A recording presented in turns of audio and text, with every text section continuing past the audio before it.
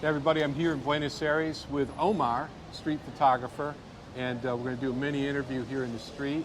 So I noticed when you came up that you had your Ricoh GR in hand, and what do you like about shooting the Ricoh GR as a street photographer? I like it because it's really small and powerful. You know, you can.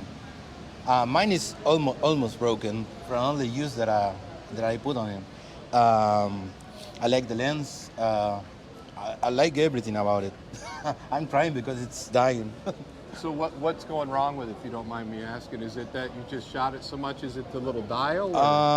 No, sometimes when you turn it on, it goes black, and I have to slap it a few times, you know, and then it shoots again. It's kind of like a bad dog. Yeah. Now it's no. Don't be. Now you're making me nervous about that slapping. You aren't going to slap me, are you? If you want to, I can. I can do it. No. No slapping. This is a slap-free interview. Okay. Unless I pronounce Buenos Aires incorrectly. Okay. Okay, we can do that. So you got the 28mm lens on there. Now, when you're out shooting, are you shooting RAW? Are you shooting RAW in JPEG? No, I just shoot RAW. RAW? I use the high contrast preset, but then I touch it manually on the computer. But I like that preset. I like it very much. So what do you consider? What to you is a good street photo? What do you look for in the people in the streets of Buenos Aires to shoot?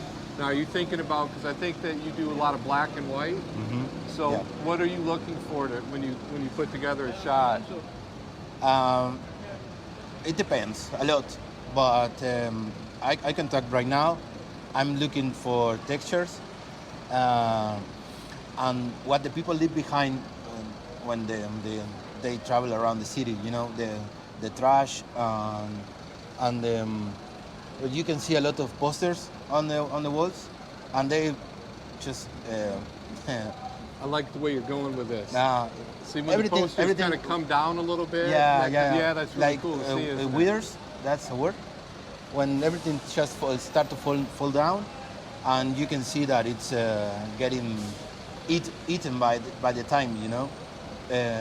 I like to see all that, and I like to capture every time that I can.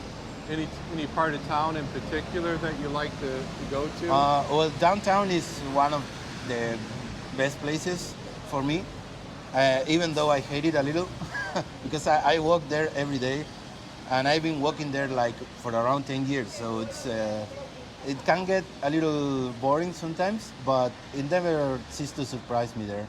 And of course, it's all dirty. You know, you have been there. The walls are crowded with posters and stuff, and everything seems like kind of dead there. So I like it. I like the what is it? Is Corrientes considered downtown as well? Yeah, in a kind of around the obelisco. Yeah, around the obelisco. Yeah. Around the obelisco is pretty good. It has kind of like, it's like a mixture almost of like New York City and kind of almost France or Spain or something. Yeah, well, Buenos Aires was called the Little Paris in the 30s, so it has something to do. Yeah, I think that you're absolutely right. It does look a lot like Paris. Let's talk about one of your pictures here. Hold on. Okay. All right, we got this photo right here from Omar. All right, so Omar, what can you tell us about that photo? Well, I took that picture on the CCK, which is a few blocks from here.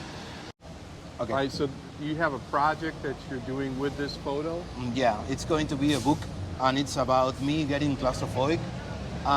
So I had to think the best way to show it, and so everyone can understand what I'm trying to say.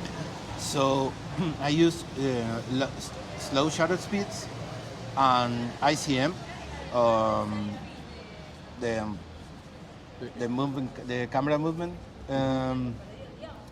so I can get the traces of people and the ghosts and that kind of texture also with the people.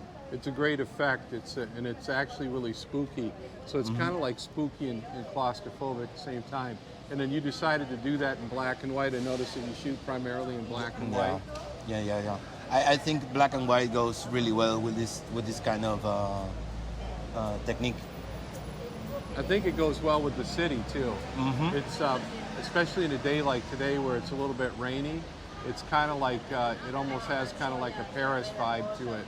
Paris is one of those cities that's really good with black and white and rain. Well, we appreciate that, Omar. Thank you. Anything else that you'd like to add before you take your microphone off prematurely? Come back. Let's have another asado, and that's all. Well, I'm all about that asado. Now I'm going to ask you again. What was the name of that first meat? Entraña. Entraña. Why is it I can't remember that? Because it has a weird letter for you. Entraña with a ñ. Yeah, that is a little bit weird. It didn't taste weird. No, it tastes really good. That shit was off the hook, man. It was like I had that. I was like, whoa. We can do all entraña asado. I think what we do next, we do exactly like what we had last time. And that was perfect. You don't need to do anything more, anything less. That one, I thought that it was what I felt like with that asado. So just to get everybody up to speed here, we had an asado that I was invited to. I felt like that was like the perfect got to put together because without like having like this individual steaks or anything like that, it made complete sense and it worked and it was delicious. It can be much bigger, you know. We don't have a big enough parrilla to do it. I thought that parrilla was big. No, you have seen only the tip of the iceberg. I think that parrilla right there, you could probably put like an entire pig on there. Yes, but it's not enough for asado. Not enough. You need like 3 of them. There are a lot of things you haven't tried yet. And you have to come back like a bunch of times. All right, I'm coming back.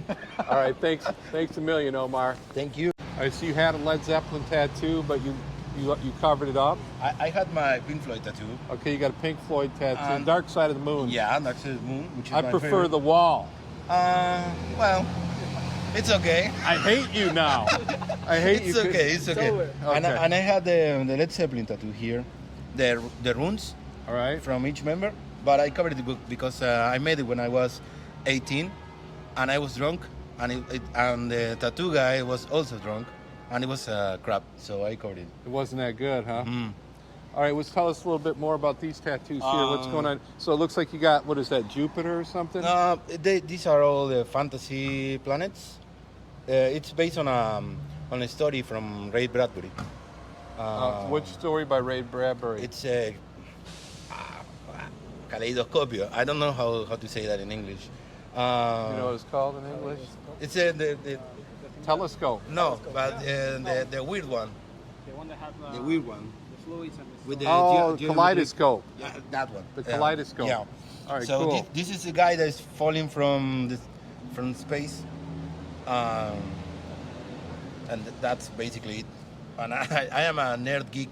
A nerd guy from space. So You like science fiction yeah, and that kind of I stuff? have all sort of stuff there. I have a rocket, a rocket there. I like the rocket, man. That's good. Yeah. I don't have any. That one looks like it hurt, that arm right there. The black spaces.